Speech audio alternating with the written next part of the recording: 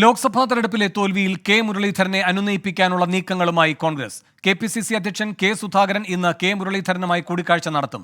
ഉപതെരഞ്ഞെടുപ്പിൽ സീറ്റ് നൽകാം എന്ന വാഗ്ദാനത്തിൽ കെ മുരളീധരന്റെ നിലപാട് നിർണായകമാകും.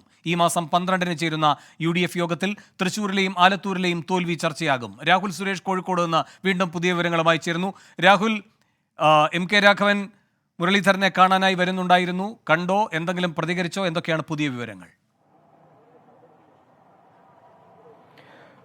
വേണു, അതൃപ്തി പരസ്യമാക്കിയ ശേഷം കെ മുരളീധരന്റെ മൗനം അതാണിപ്പോൾ കോൺഗ്രസ് നേതാക്കളെ അലട്ടുന്നത്. കാരണം ഇന്നലെയാണ് അദ്ദേഹം തൃശ്ശൂരിൽ വെച്ച് അദ്ദേഹത്തിന്റെ അതൃപ്തി പരസ്യമാക്കിയത്. അതിനുശേഷം കോൺഗ്രസ് പ്രവർത്തകരും കോൺഗ്രസ് നേതാക്കളും ഫോണിൽ ബന്ധപ്പെടാൻ ശ്രമിക്കുന്നുണ്ടെങ്കിലും അദ്ദേഹം പ്രതികരിക്കുന്നില്ല.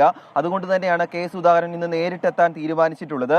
അല്പം മുമ്പാണ് നമ്മൾ ദൃശ്യങ്ങളിൽ കണ്ട പോലെ തന്നെ കോഴിക്കോട് നിയുക്ത MP ആയിട്ടുള്ള MK രാഘവൻ കെ മുരളീധരനെ കാണാനായി ഈ വീട്ടിലെത്തിയിട്ടുള്ളത്. നമ്മൾ പ്രതികരണം തേടിയപ്പോഴും പ്രതികരിക്കാനില്ല എന്ന മറുപടിയാണ് അദ്ദേഹം നൽകിയത്. നിലവിൽ കെ മുരളീധരനുമായി MK രാഘവൻ കൂടിക്കാഴ്ച നടത്തിക്കൊണ്ടിരിക്കുകയാണ്. നമ്മളിപ്പോൾ ഉള്ളത് കെ മുരളീധരന്റെ ഇവിടുത്തെ കോഴിക്കോട്ടെ വീടിന് മുന്നിലാണ്.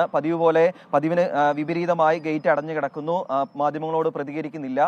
ഏതാണ്ട് 10 മിനിറ്റിലധികമായി MK രാഘവൻ കെ മുരളീധരനുമായി കൂടിക്കാഴ്ച നടത്തുകയാണ്. അതിനുശേഷം ഇതുമായി ബന്ധപ്പെട്ട് MK രാഘവൻ ഒരു പ്രതികരണം നടത്തുമെന്നാണ് നമ്മൾ പ്രതീക്ഷിക്കുന്നത്. മാധ്യമപ്രവർത്തകർക്കൊപ്പം കോൺഗ്രസ് പ്രവർത്തകരും കെ മുരളീധരന്റെ വീടിന് മുന്നിൽ ഇപ്പോൾ കാത്തു നിൽക്കുകയാണ്. അദ്ദേഹത്തെ കാണാനായി അദ്ദേഹത്തിനോട് ഈ വിഷമങ്ങൾ പങ്കുവെക്കാനായി തന്നെ കോൺഗ്രസ് പ്രവർത്തകരും നിരവധി പേർ വീടിന് പുറത്ത് കാത്തു നിൽക്കുന്നുണ്ട്. ഉച്ചയ്ക്ക് 1 മണിക്ക് ശേഷം കെ സുധാകരൻ കോഴിക്കോട്ടെ വീട്ടിലെത്തുമെന്നാണ് നമുക്ക് ലഭിക്കുന്ന വിവരം. നിലവിൽ അദ്ദേഹം കണ്ണൂരിലാണ് ഉള്ളത്.